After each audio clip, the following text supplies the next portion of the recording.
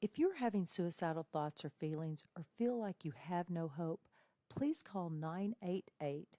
There, you can talk to someone who not only cares about your story, but cares about you. Please reach out today. Thomas P. Murphy once said, "Minutes are worth more than money. Spend them wisely." At Minutes Wisely, we take that to heart. Our mission is to decrease veteran suicide by providing life-changing experiences for veterans, first responders, and Gold Star families. We believe that we can make a lasting impact by rekindling a sense of purpose and fostering community through sponsored tickets to sporting events. These experiences are not just about the game, they're about the moments that can change lives. A simple sporting event can boost joy and instill a sense of renewed hope and purpose for those who have served. Join us in making a difference. Become a moment maker and empower a veteran with rediscovered hope. Visit minuteswisely.com for more information and to get involved. Together, we can make every moment count.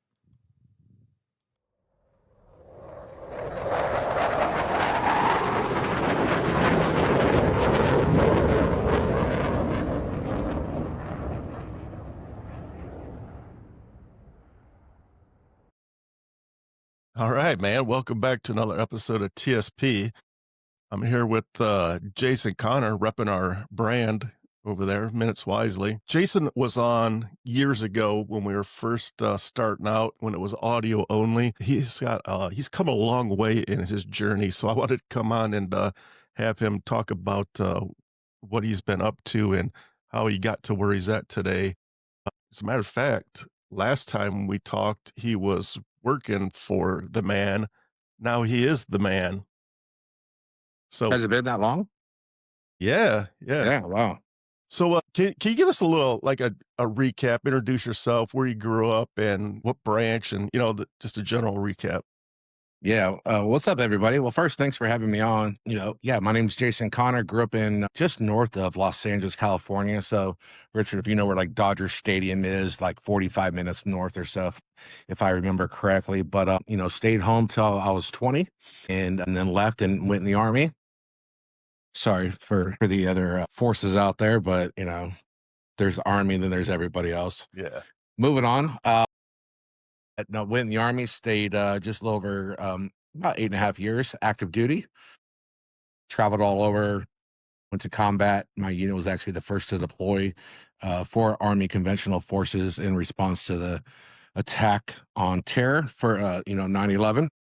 So went over there and kicked some dirt around for 6 months. Came home, got out in 2003. Man, so it's crazy. It's been 22 years since I got out. So it's like kids that were like juniors in high school, they're like, I'm gonna graduate and then go serve for 20 years in the military. Like they're out already. It's crazy to think it's like a whole life ago.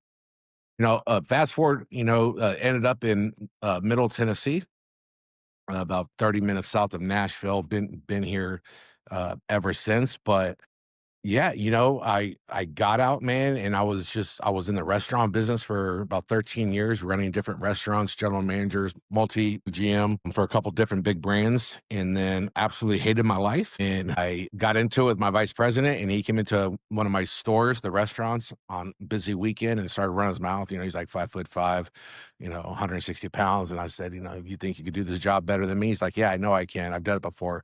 And I just tossed him the keys and I walked out. And I say that because I called my buddy who was a GM at the same concept, but in Knoxville. I was like, you're not going to believe what happened. I just told him that story. He goes, you're not going to believe what happened. He said, I did that a couple months ago and I didn't even know that he was gone. I was like, what are you doing now? He's like, insurance. And I said, insurance? Fuck you being insurance. He's like, oh, dude, you will love it. I was like, no, I'm not an insurance guy, and he's like, I'm out of the recruiter call you. I'm like, whatever. So recruiter calls me like that Monday and I really wasn't interested, but then it caught on real quick. I was like, you mean I'm only responsible for myself? Like somebody calls out, it's not my problem. A cook doesn't show up, like 2-hour wait to get in the restaurant. So I ultimately made that jump and, went into insurance and I was working for the man. I spent about 7.5 years working with Liberty Mutual and had a great role. Ultimately came to the decision that I wanted to do this for myself. I'm very big on values, and not to say, their values are bad. Just, my values of who I was becoming wasn't aligned, and I wanted to do it myself. So in March of 2022, right when COVID was kicking off and curfews were out, I was starting up, baby. I resigned on a Sunday just because I was, petty like that, or I was petty like that, because I knew all the managers, had email on their phones, so I wanted to disturb them. And, uh, and I opened my doors a month later. So April of 2022, I founded Connor Insurance Group, started in like an 8x8 electrical closet. It was big enough for my desk and one chair. I was scared to death. I left a $150,000 job that, was guaranteed and comfortable, but I knew there was more out there for me. And now I have a storefront right on the square in Murfreesboro, the heart of Murfreesboro. Got a nice little storefront there, and just got a nice space, and, coming up on 4 years of running Connor Insurance Group. That's what brought me here. And then we just been doing a lot of crazy stuff since. Yeah. So, how many states are you in now? 6 or 7.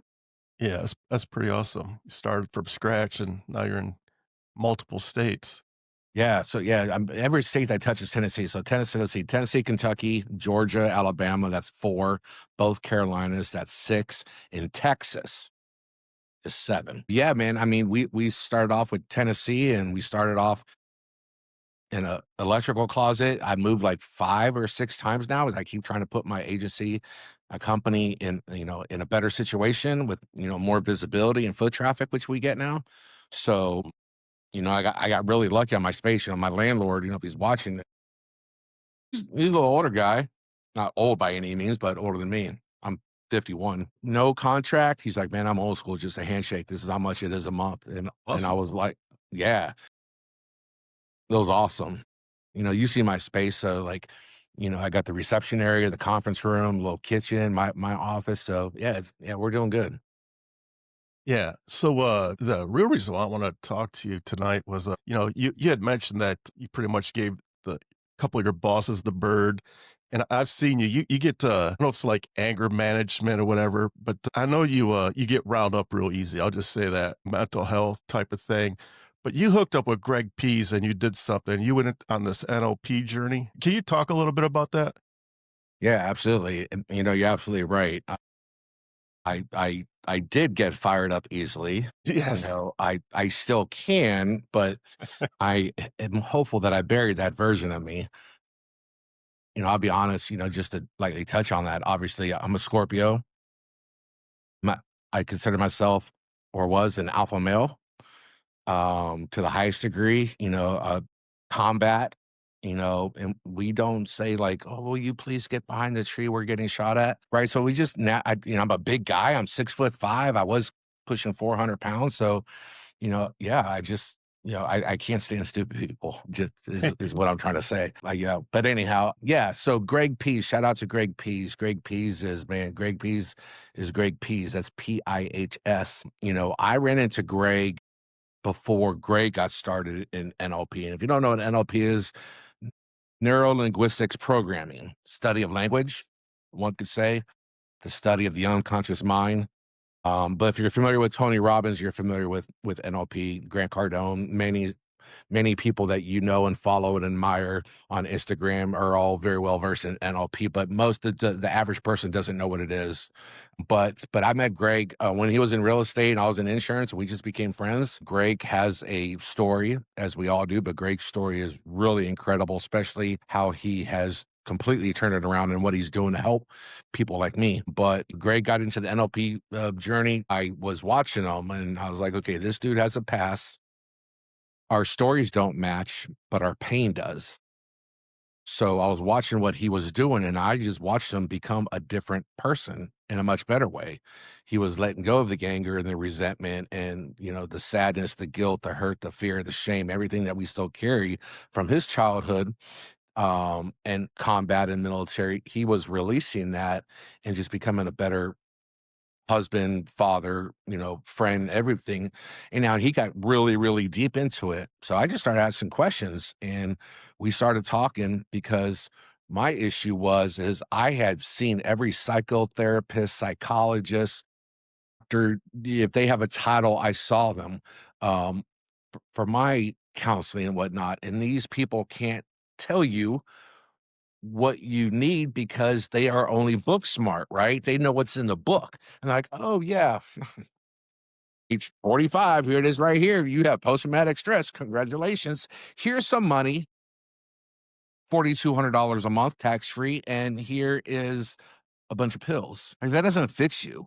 That doesn't make trauma go away because, as you know, if you read my book, trauma does not work on a clock. Trauma works on a loop. So it doesn't care if you subdue it away or how many wins you stack, like the trauma is going to come back. Anyhow, so we find Greg and just start doing the work. And he says, come to one of my events called Step Into Your Power. It's $99. That's 12 hours and you're going to do some crazy stuff. Nothing else has worked to this point. Let's go.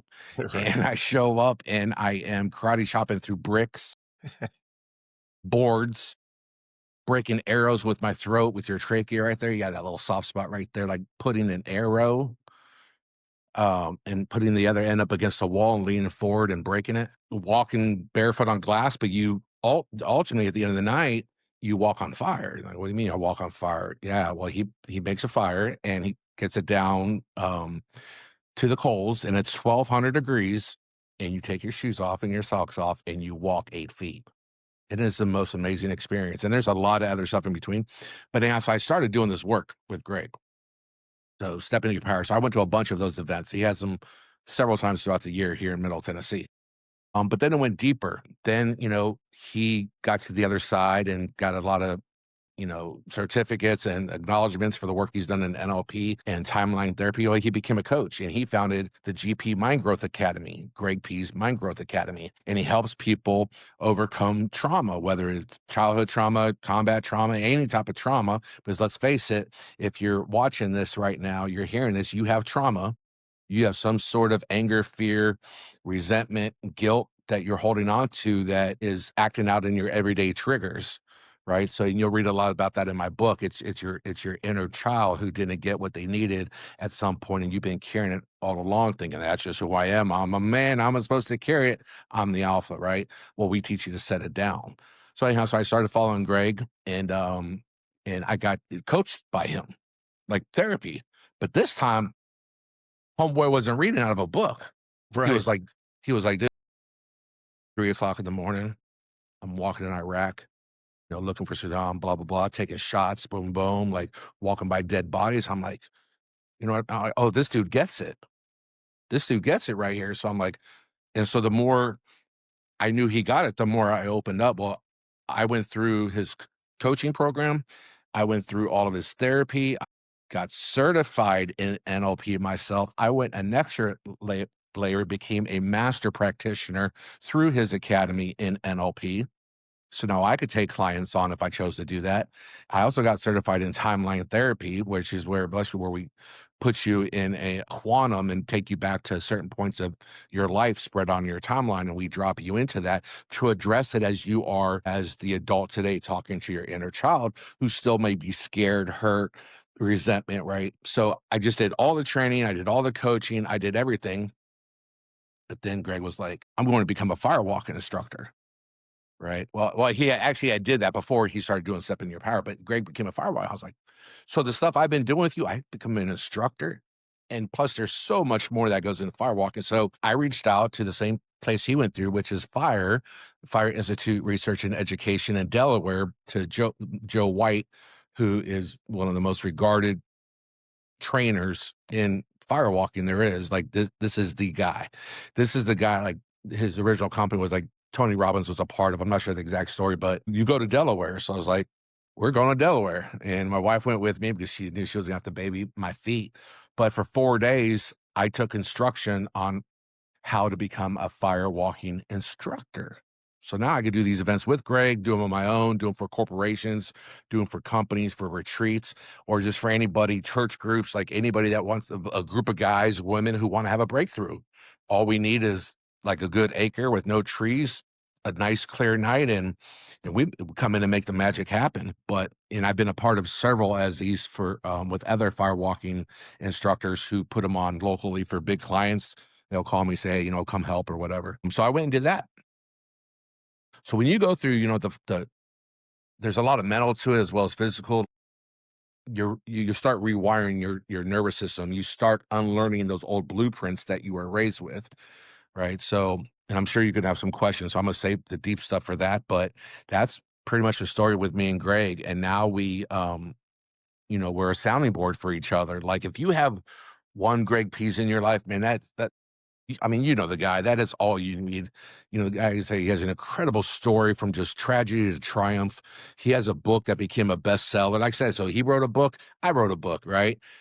Just because you find that one person and they keep and like, hey, like this been working, and I'm trying to get better. Let's keep going because let's be honest, like if you're listening right now and you consider yourself an alpha, you're nothing more than a broken man. And I don't say that out of disrespect. I don't mean broken as in you can't be fixed. What I mean is when you go home at night and it's just you in the mirror, that mirror shatters when you look into it. Like you wash your face, you look up, you're broken at that point because nobody's around, the cameras are away, the buddies are gone, and you're broken because you want to set these things down, but you don't know how to ask for help because your buddies view you as weak. Well, you hear me on my podcast now or in my book, I say, fuck your buddies, fuck your friends, because they're just as broken, but they don't want to reach out to you because they think you are going to judge them. The only strength there is are the ones that are saying, I need help. And that's what I eventually did, which led me to Greg because I couldn't find it through traditional therapy. Yeah. So just for our listeners, Jason mentioned that Greg was in combat and he was walking through dead bodies at night and all this. And I just want to let you know that's the light stuff that Greg Pease has been through. He's been through like more trauma than like 10 people couldn't handle. His story is unbelievable.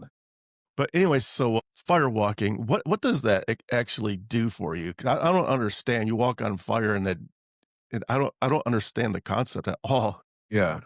Well, let me start with this. So when you show up on site, we'll have the fire that's burning down being managed by the fire team, and then we have a supplemental fire for like you to get warm and just like get connected with the fire. You can walk up to the fire and just start talking to the fire. Because as we say, all fires are a she, by the way. She's beautiful tonight. Talk to her. She'll listen because what you give the fire will give it back. And don't take it lightly. Like when I first saw it, I'm like, oh, this is one of those like Amish electrical fires. And I was like putting my foot on it and I was like, whoa. I was like, no, this is the real deal. But so what we do, so like you'll get around the fire and there's like little, maybe it's like some tribal chant music playing, right? Some humming just kind of gets you in that zone. And everyone's real quiet. Everyone's just sitting on a blanket, just taking it all in.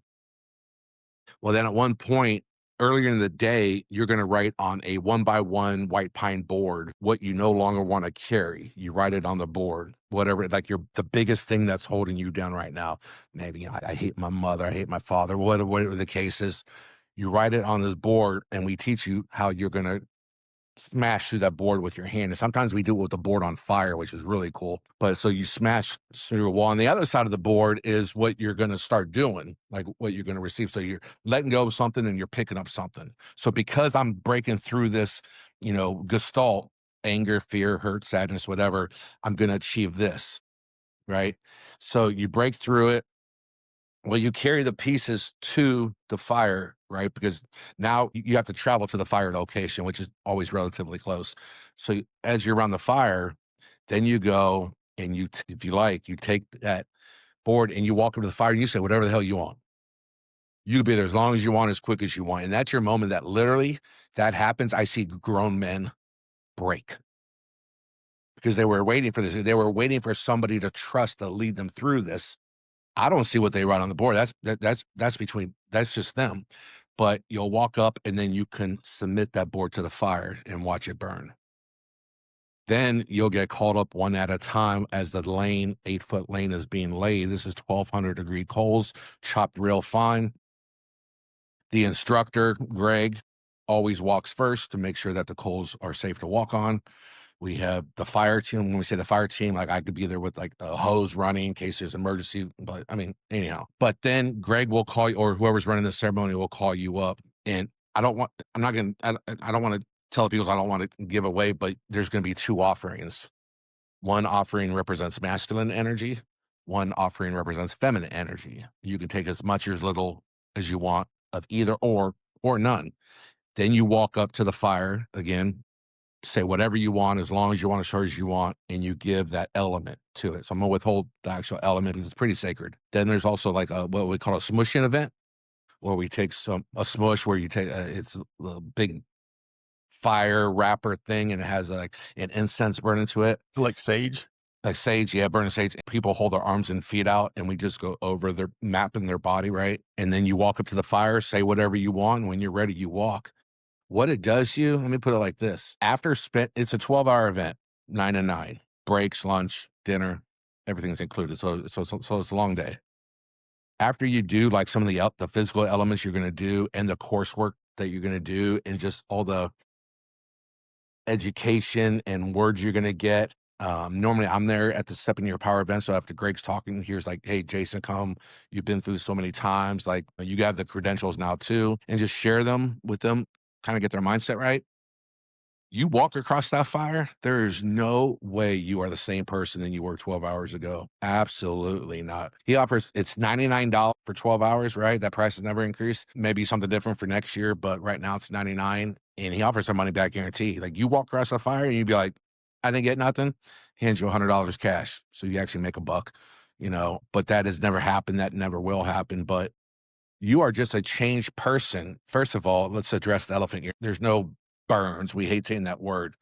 About 10% of the time, somebody might get a kiss on their bottom of your foot. It's nothing more than a sunburn with a blister, right? But very rarely that happens. I don't understand that. Yeah, you don't, man. It's crazy because I've done to graduate firewalking school. We had to do I can't remember if it was a 20 or a 40-foot walk.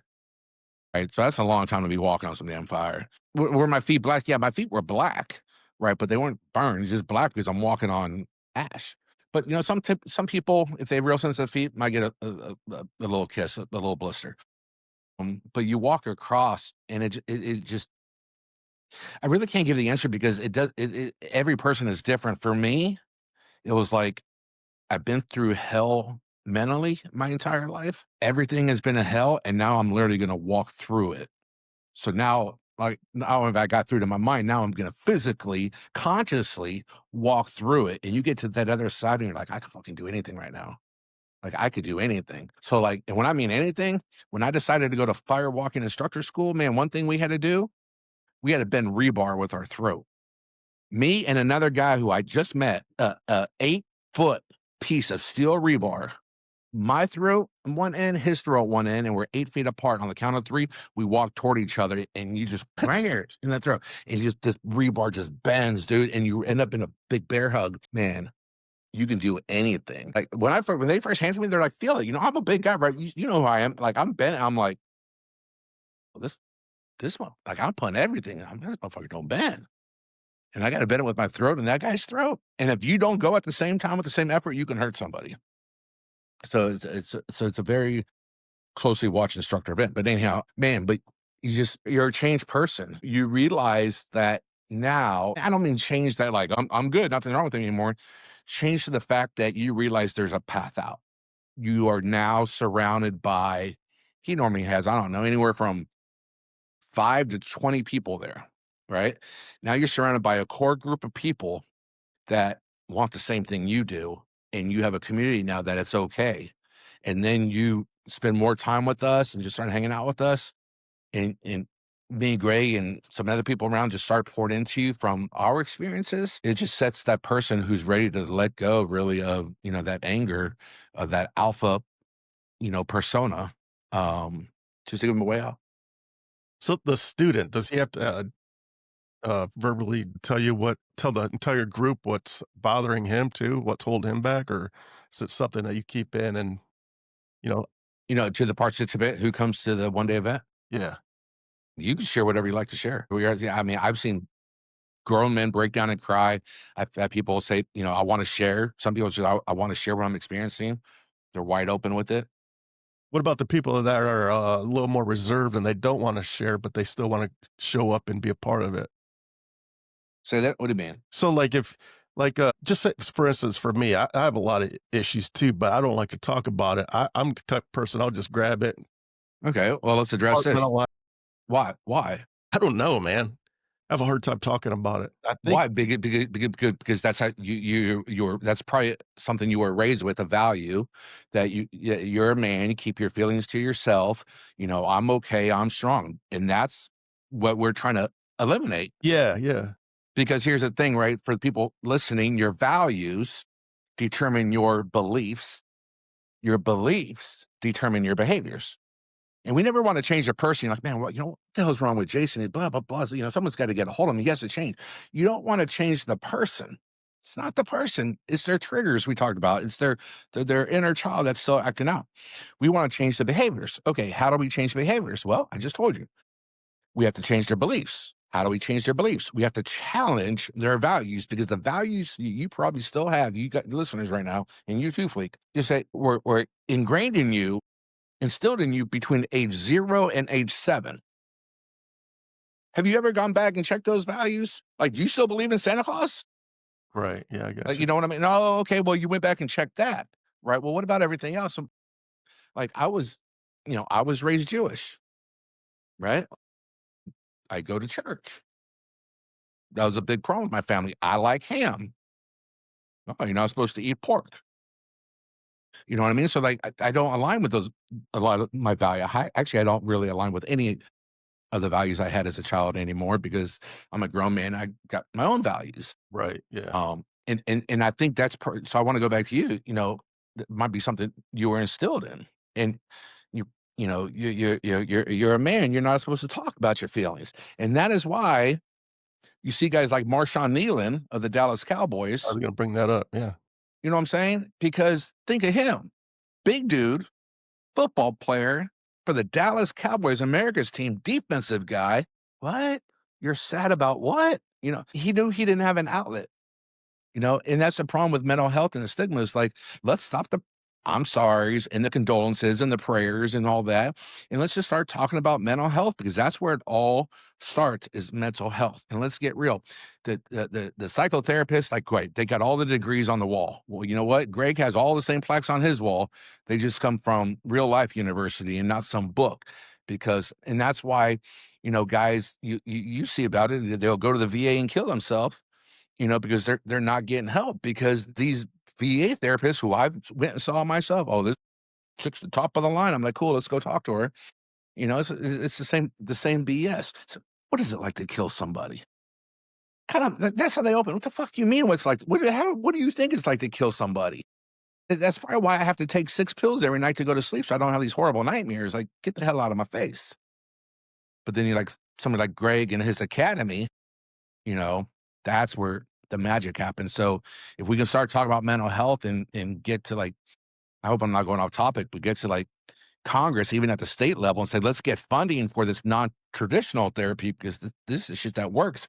And we have living proof of it. Greg has living proof of it. Yeah. Does walking on glass, is that the same concept? It is. And that was my scariest thing, because if you remember, I had a blood clot several years ago. So I'm on blood clot medicine, right? And so the littlest cut can easily send me to the hospital, and it can be real bad. So it's 8-foot walk in a box of broken shard glass.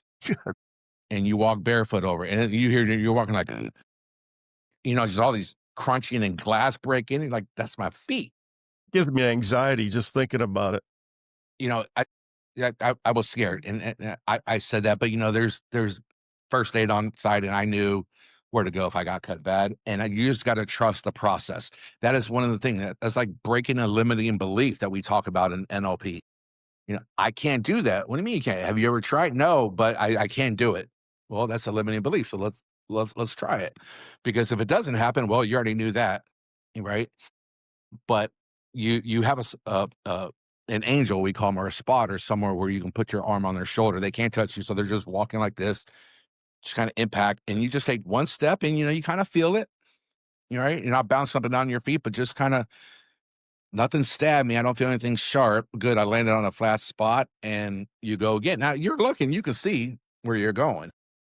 I want to do an event where we do it blindfolded, because then you're really just coming down to a couple senses. But here's the thing: you don't get cut, man. Have people been cut? Yeah, okay. Someone might have a little nick, but nothing more than a quick, hydroperoxide and a dab and a Band-Aid, and you're good. And it was the most crazy. That was probably the most crazy experience for me because I did it with that condition that I have. And that's what this all goes back to, is just that mindset that I can do this Yeah. and apply it to any aspect of your life. Yeah, and this, really I could tell just knowing you personally that it's definitely made a huge impact on your life for sure. I mean, I wouldn't be here without it. Let's just be honest. Without that and Holly and the kids, I needed something so bad at that point because I was struggling going through, the traditional therapy. And, like I said, we had to pay out of pocket. The insurance doesn't cover it and it's not cheap. This is like a life or death thing because when you get somebody, I received my 100% disability from the military for just post-traumatic stress. If you know anything about that, is that they said it was impossible to get 100% solely just for post-traumatic stress, that you need something else. Well, I had a bunch of other stuff, but I got 100% just post-traumatic stress with nothing in my medical records. Because this time, being through all the therapy and NLP study of language, unconscious mind, I was able to communicate and verbal myself in such a way using such language. Quantum linguistics, if any of the listeners are familiar with that, is just it's a way to say something in a different way to get them to think, huh. Like, you ever hear somebody say, huh, I never thought about that before, right? Well, that means you're talking in quantum to them. They give them a different way of thinking. So I really challenged a lot of stuff, and I was just able to be honest, to get that, and I wouldn't have got that without the things that I went through. Yeah, that's awesome. And then is that what drove you to write your book? Can we talk about your book for a minute? Yeah. So parenting your inner child, finding the one you forgot, became a overnight bestseller on Amazon. You can still find it on Amazon. I actually just checked before our time here, is that I launched over 2 months ago. And if you know anything about Amazon books, you fall out of the rankings quick because people are coming into that category every day with new releases. But I'm still top 150. I was actually 149, and that's the highest I've ever been. Obviously, I got number one. I got the bestseller, and then you slowly start going down the rankings. But I know another buddy of mine. He wrote a couple books, and he published right about the same time I did, and he's already like in the thousands. So that means my book's still selling. People are leaving reviews, and it's making good impact. But what really led me to the book is that, excuse me, I realized that the majority of my triggers all started with my childhood. And I don't want to come out here and say I had a bad childhood. I was raised in a middle class home, two parents, they're still married. We were not abused. We were fed, we were clothed.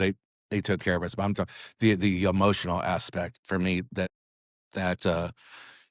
that relationship was never on the table, and they didn't do anything by fault. I know your podcast reaches a lot of people, so I won't be surprised if they hear this, but like, they raised me with what they thought was love. But I learned growing up, and when I started doing my therapy, that love has a lot of different meanings, right? And their love language is not my love language. And so I realized that it was all about the inner child. And then if we can go back and parent our inner child from who we are now, oh, that's where everything changes. Because one thing Greg did for me, Greg put me in quantum during our timeline therapy, and he took me back to a time where I met little Jason on a park bench. No, wait a minute.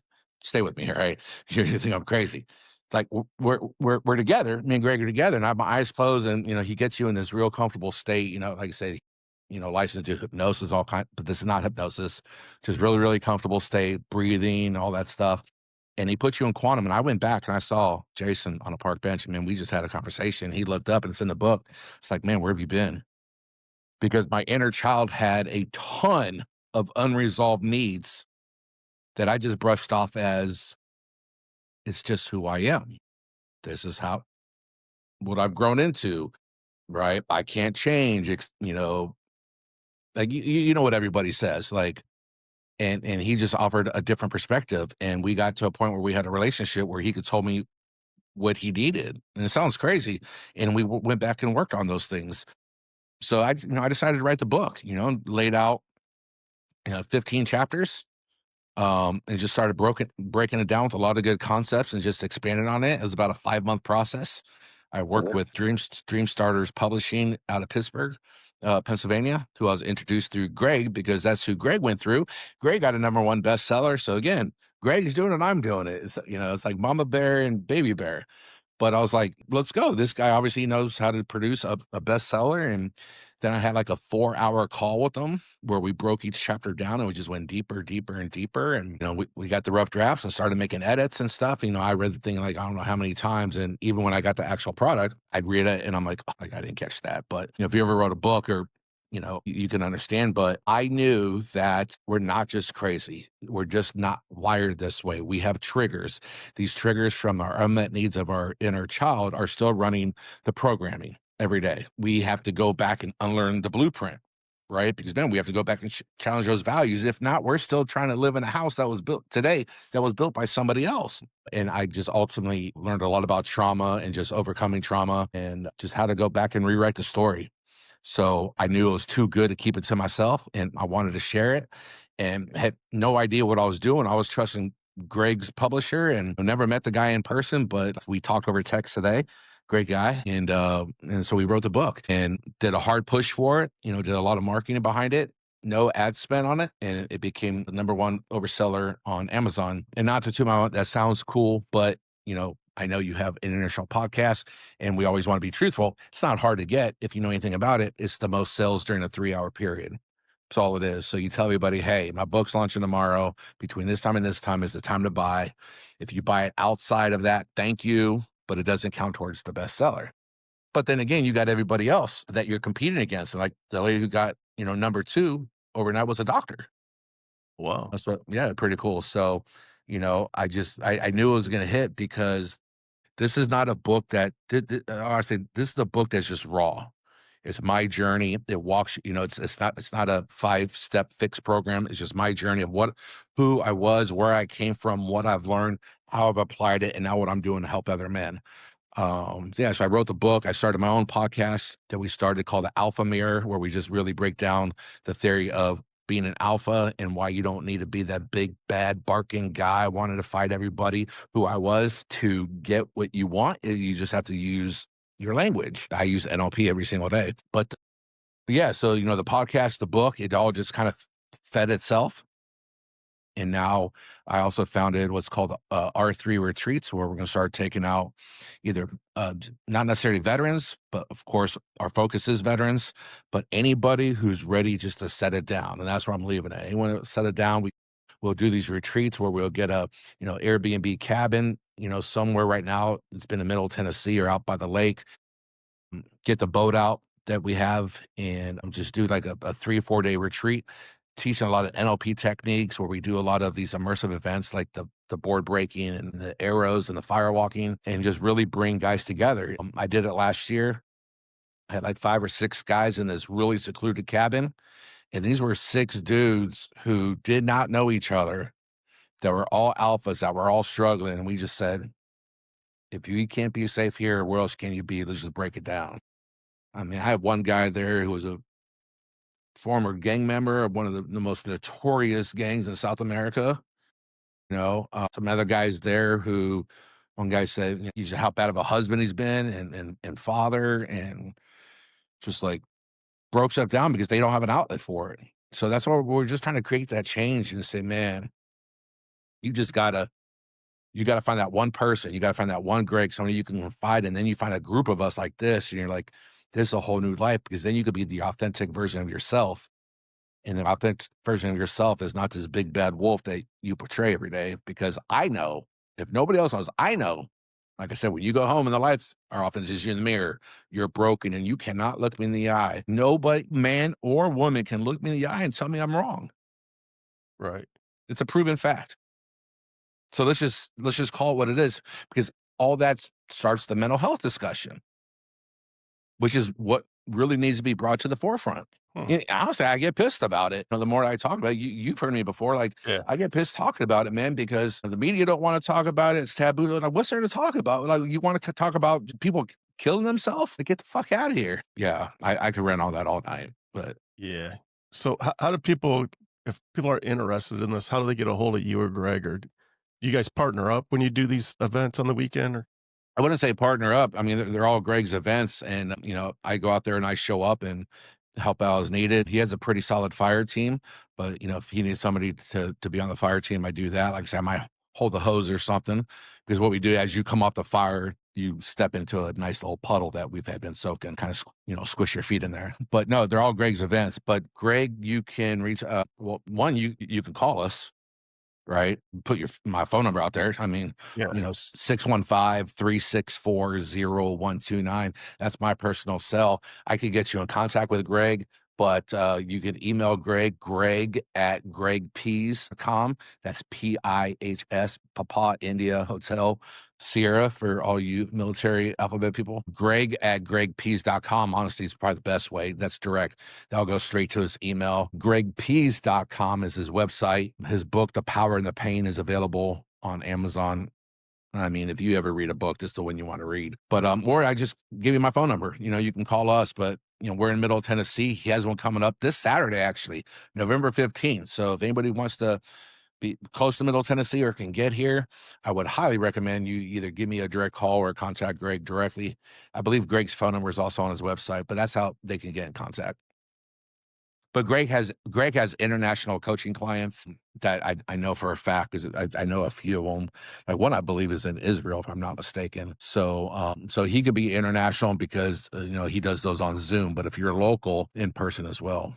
But I would definitely check out his website and see what he's doing, his calendar of events, and ultimately get his book. And that's my whole story, because my story doesn't exist without Greg. Yeah. That's pretty awesome. Yeah, try to keep these around 45 minutes, so we're right there. So I want to thank you for joining us. But before I let you go, I have one more question for you. Yes, sir. I have a new segment. I'm going to spin a wheel. It's going to land on a number, and that number is going to correlate to a question. And I'm going to ask you this question, and you're going to answer it. Let's do it. All right. Let me get the wheel out. You can ask me anything you want, because I am an open book, and I tell people all the time. Listen, I tell people all the time, you can't bring up my past, because I will sit here and tell you everything start to finish. So All right. doesn't matter what you land on. Go ahead and ask it. All right. Here we go. The wheel of questions. Stop apologizing to people, for all you listeners. That's one thing I talk about in my book. Stop apologizing. You don't owe anybody an apology. What number we got? 6. Number 6. This number 6 question is, how did you stay motivated and resilient during the toughest times in your service? Oh, we got a deep question. One more time, please. Yes. How did you stay motivated and resilient during the toughest times in your service? Well, the toughest times in the service was definitely being deployed, right? Prior to 9/11, when the world was perfect, like, you don't think about it, you train, so I was in the Army. For you listeners, 11 Bravo Infantry. At the time of 9/11, I was the infantry squad leader at Fort Campbell, Kentucky, right, with the 101st Airborne. I was in the Rockasans, 2nd Battalion, which is 3rd Brigade. Shout out. Anyhow, I say that to say, our unit was on DRF-1 when 9/11 happened. DRF-1, Deployment Ready Force 1, which means if there was ever a crisis in the world and the president gave orders, you're the first to deploy. Holy fuck, our unit was on DRF-1. Like, your bags are packed and you're deployed in 18 hours. So we deployed, landed in Germany, like a little refuel overnight stop, and then found out, who had ultimately claimed responsibility. Al-Qaeda, bin Laden, and we deployed. And we went over there and shoot them up, bang, bang, and led Operation Anaconda, which is the largest air assault ever conducted behind enemy lines. I stayed motivated by knowing that, I was an infantry squad leader, so I had men underneath me as young as 18 years old, mid-20s, we needed to make sure it made it home. So stayed motivated by, that camaraderie was deep, when you're sleeping on the front lines, but staying motivated by, one was the care packages. Well, first, I'm gonna say, first of all, motivation was the men. Absolutely, hands down. We, as leaders, we couldn't get down, because if we get down and they're looking up to us, if we show that we're scared, right, which feds this A-type personality and alpha persona, but if we get scared, we can't, they'll get scared, right? So kept the morale high, and the care packages help with that. That was definitely big, motivated, because when you're deployed and you don't have access to anything that is resemblance or close to home, You get them care packages with those summer sausages and cheese whiz bottles, man. And that was really good. But it just ultimately the men, and it wasn't as it's really hard to say it wasn't as tough as you think it was because you don't know what to expect. I mean, it was definitely tough by all means, but yeah, just the men. I kind of got just almost emotional and like sentimental for a minute because you go back, like I had to go back to that time and answer that question, Right. right? Yeah, and just thinking about them because you know, got to keep them going. Yeah, for sure, man. You definitely a brotherhood, man. It's a brotherhood that can never be broken, that's for sure. Yeah, I remember saying, I still talk to a lot of the guys today. When we go to the Titans game, one of them, another buddy's a Titans season ticket member, so we always meet up at halftime and take a picture and say, "Oh, you big and ugly now, you big and ugly now," and the sort of thing. But yeah, we're not those young punks anymore. Yeah. All right. Well, I have a gift for you for coming on today. It's brand new. I just got it today in the mail. If it's Lions gear, I don't want it. Ah, I love it. It's my brand new challenge coin. Look at this. The middle swings around. That is amazing. I'm gonna have to get with you on who made that. That'll go good with my hoodie. You know what I mean? Yes. It's pretty dope. On the front side, it has our motto, which is where I got my name, Minutes Wisely. It's a quote that I heard years ago. It says, "Minutes are worth more than money. Spend them wisely," which is it pretty much is what we nailed today, right? Yeah, On the backside, and this is who we support. On the backside, it says veterans, first responders, and Gold Star family members. So, I love it. Good work on that. yeah, so I'm going to get you one of these. And if you made it this far into the podcast, if you would like to support the show, I will be selling these on my website, minuteswisely.org. We appreciate it. Yeah, I appreciate you coming on tonight, Jason. Thank you. Thanks for having me. I appreciate everybody listening. We should probably do this in a couple of weeks and invite Greg on. That would be fantastic. Yeah, we should do this again. I mean, now that we pretty much introduced him, I know the listeners are like, all right, who is this guy? Yeah, he's amazing, man. And I could seriously listen to that man talk all night long and not get bored. Yeah, He's amazing. me too. That's why I love him, man. That's why I've stayed in his back pocket. Yeah, I hear you. All right, again, thanks for jumping on. I really appreciate it. Thanks everybody out there listening. And just hold on for a second so I make sure that this episode uploads because I would be pissed if it didn't. Me too. All right, take care. Yeah.